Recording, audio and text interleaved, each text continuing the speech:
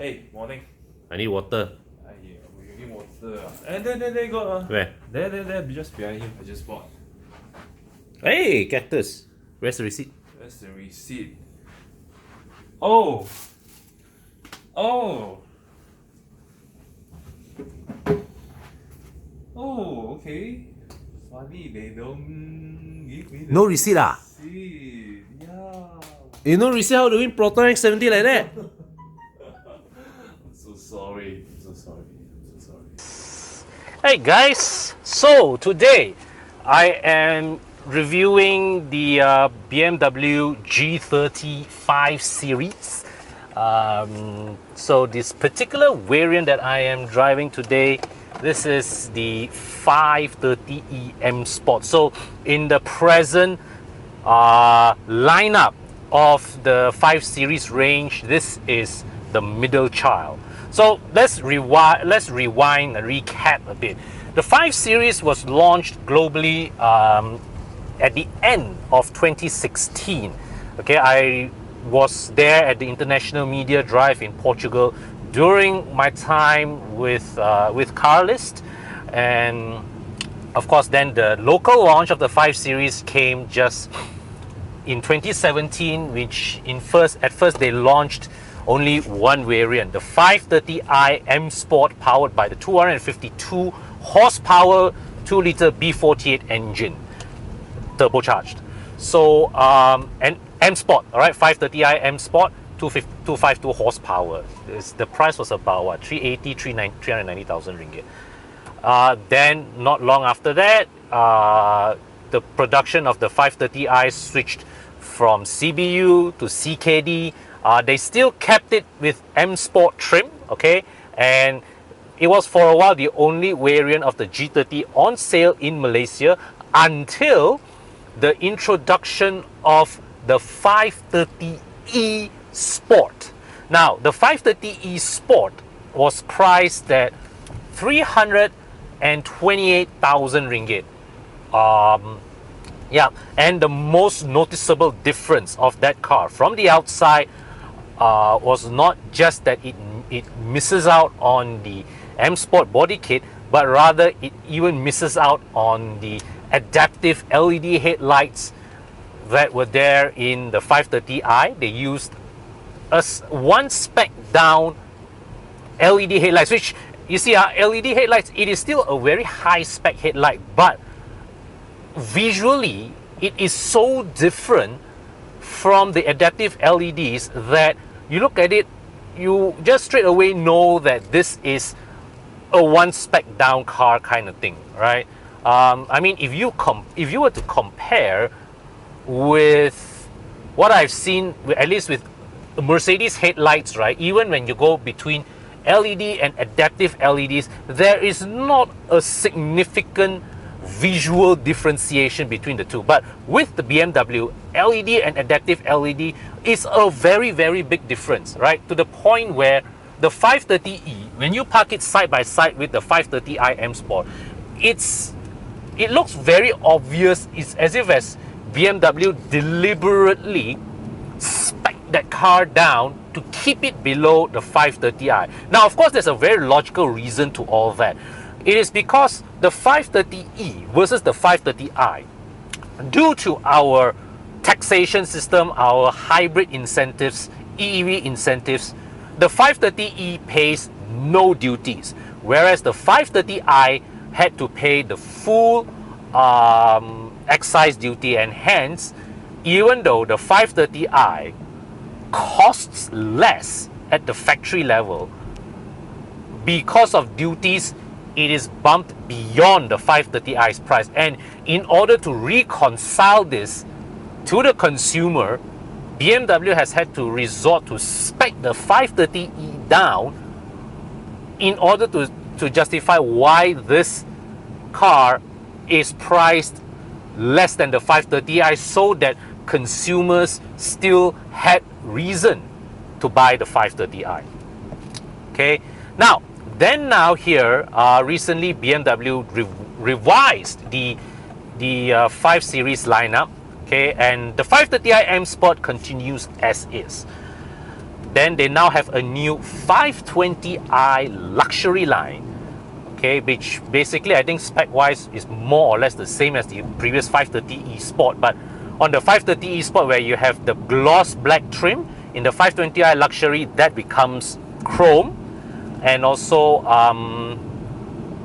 they also made the very clever decision to upgrade now the 5 Series to come standard with the adaptive LED headlights. So at least now all variants of the 5 Series, right, get more or less the same level of upmarketness in their appearance. You don't get, when you look at the headlights of the 5 Series now, you don't get that impression that this spec of the this particular variant has been deliberately down spec'd.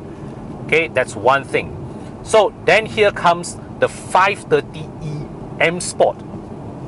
Pricing, the 520i luxury is priced the same as where the 530e Sport was, 328,000 ringgit.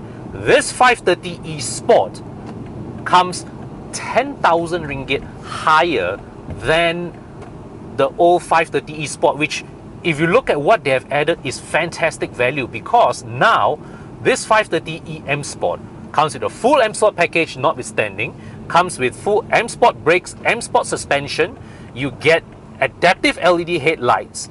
All these three things alone quite adequately justifies the add-on, the additional cost, or I mean the price gap between this and the old car. So from a value perspective, this 530e M Sport really is the pick of the range where the 5 Series lineup is concerned.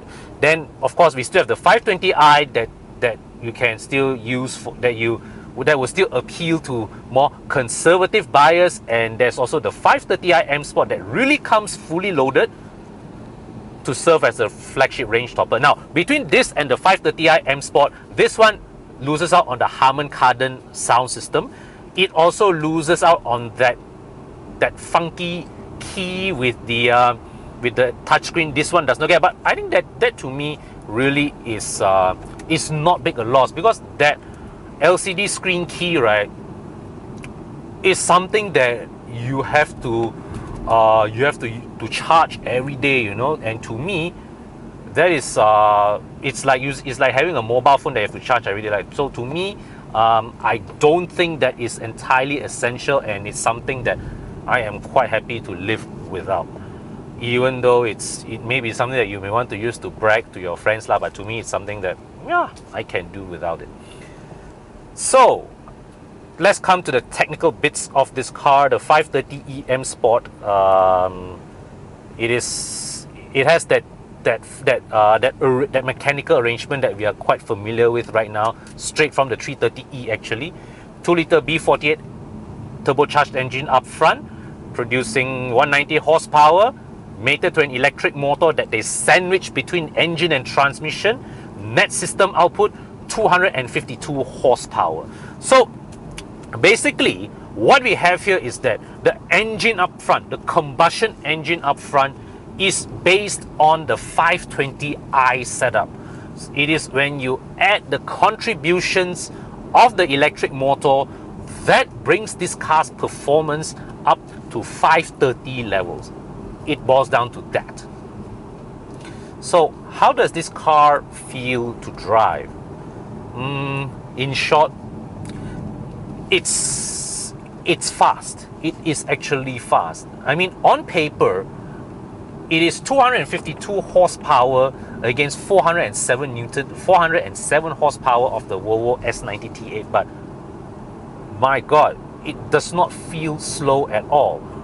It's not Diulei fast like the E63 AMG, but believe me, when you bury this thing's throttle, the rate at which it picks up speed is utterly relentless.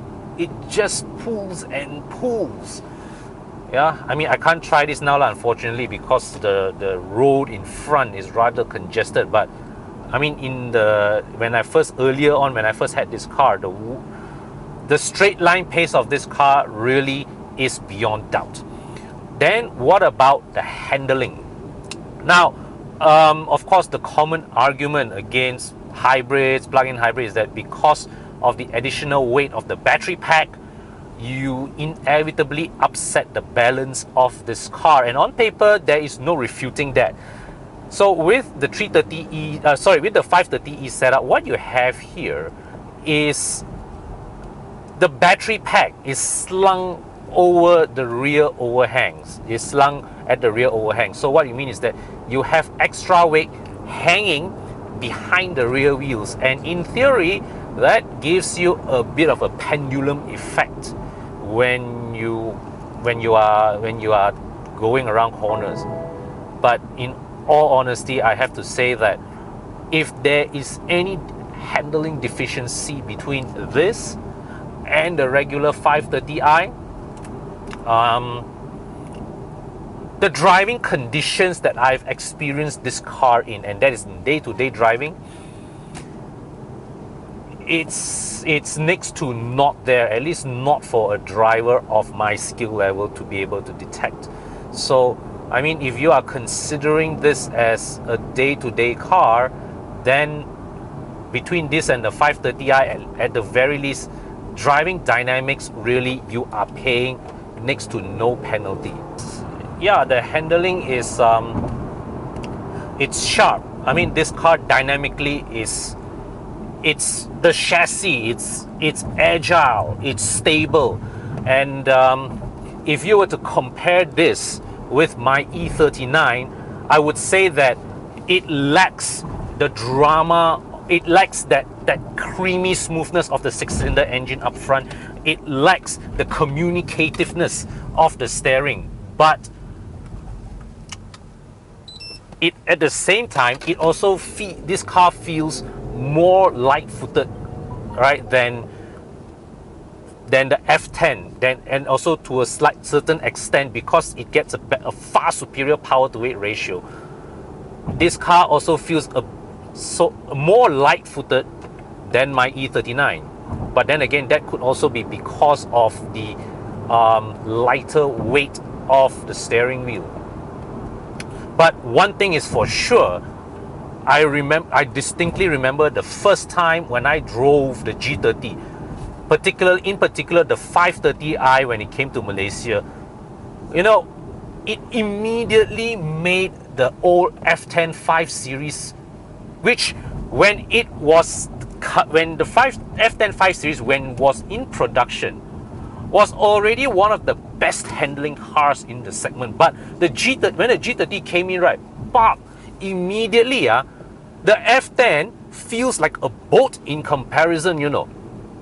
Such was the improvement in the agility of this G30 chassis. It's amazing. And also the comfort levels of this car is excellent. Refinement levels is excellent. Really, the only bone that I have to pick with this car, with the G30 in general, really is the slightly detached feel of the steering. It's like, you know, the chassis has a high degree of it has a very high limit in terms of the amount of lateral forces that it can take, but you are just not getting the kind of intimate communication from the front wheels that early owners of the E39s, the E60s used to enjoy. Yeah, this car is, as BMW has refined it to a point where it is a no-nonsense, all-round capable car. So now we move on to what this car is like as a plug-in hybrid. And okay, so this is where there's a bit of a plus and minus here. For one, I would say that the electric motor, it really makes a difference in terms of boosting the performance of this car. But at the same time, I would say that in current stop-go traffic like this, okay, so right now the car is moving on electric power, okay, but when the charge of your battery depletes, okay, when you're the charge of your battery depletes and you are in start-stop traffic, that is when you feel that the engine, sometimes it's a bit, the start-stop cycle of the engine, the vibrations of when the engine restarts, not as effectively damped as I would expect in a 300,000 ringgit car. Let's put it that way. Okay, so yeah, just now the engine just started up. I kind of felt the start-stop, the engine starting up. I felt the vibrations that was there. So that is something that BMW may want to look into as a potential avenue of improvement for this car. Okay, but that aside, really, I don't find much else I can criticize with this car. It is just it is a very capable, undramatic, no nonsense luxury car. Yeah. Okay guys, this year's Evo Enduro 2019, we have these teams participating, and together with them, you will stand a chance to win a Proton X70, 38,000 ringgit cash. Yes, these are real money over here, and 2 person gets to win this, and another 10 person will be able to win 8,000 ringgit cash. All you need to do is just to buy their products from a minimum spending of 5 ringgit. To know how to enter, all you need to do is just to WhatsApp your receipt of your product and answer a simple question to this number. To understand further, go to this website to know about all these products and how to enter. Menang, menang, menang! Menang! Alright. Again, con? Make noodle lah.